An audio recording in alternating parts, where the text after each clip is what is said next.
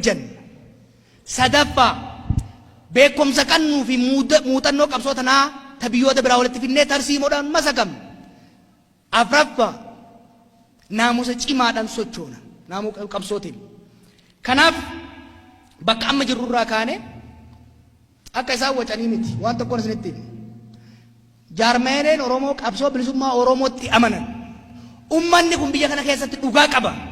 Dhugaa kamnammoo dhiiga isaatiin asiin gahate gara fuulduras mootummaa isaa malu jaarrachuu qaba warra jedhu wajjin wal taane gamtaa kan jaamu uumne xumurree jirraa jechuu. Ilma namaadhiisa. Bilisummaa Oromoo, Koongiresiin Federaalawaa Oromoo, paartiin biyyoolessa Oromoo finnee jirraa akka jarattiin odeessituu miti dheengaddas waliin turre.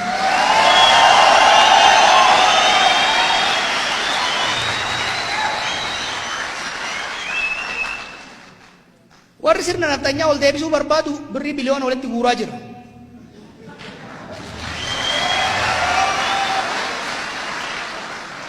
Kaadree ofii ittiin haasossobdu malee qabsaa'ota Oromoo chirichaaroon hin bitattu kana siniif hin mirkaneessa jechuudha.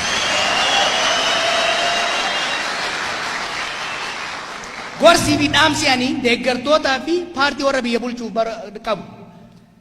Qabeenya guddaa qabdan. Naggaadee doorsiftanii miseensarraa guurtanii mootummaarraa hattanii biyya alaatii maqaa keenyaan liqeeffattanii qabdan. San isiniif rabbitti wal gaafata qabeenya qabdaniin hanga dandeessan nama bitadha rakkoo irraa hin qabnu.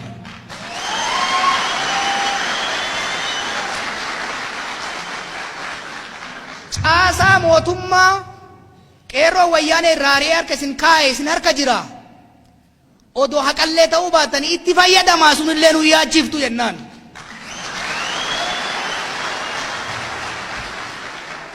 Miidiyaa mootummaatii fi warra alagaa isin wajjin jiru wajjin maqaa halkanii guyyaan walleessitanii itti jabaadha. Maqaan keenya onnee uummata keenya keessa jira hin sodaannu. Propagaandaa itti bu'aa jennaan.